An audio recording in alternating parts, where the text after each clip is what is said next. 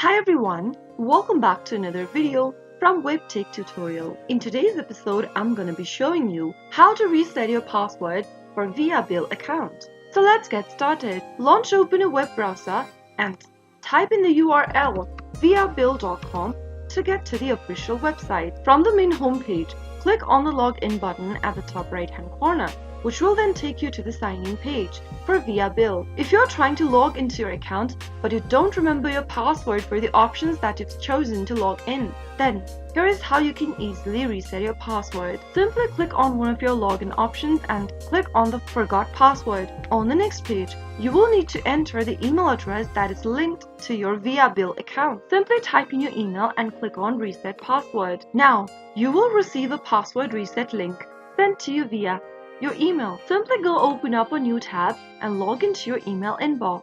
After opening up your inbox, simply go ahead and click on the link sent by Viabill, and then you will get to choose a new password and reset it for your account. So that was how you can easily reset your password if you've forgotten it during logging into Viabill. If you found the video to be helpful, go ahead and give us a thumbs up. Don't forget to subscribe to our channel by hitting the subscribe button.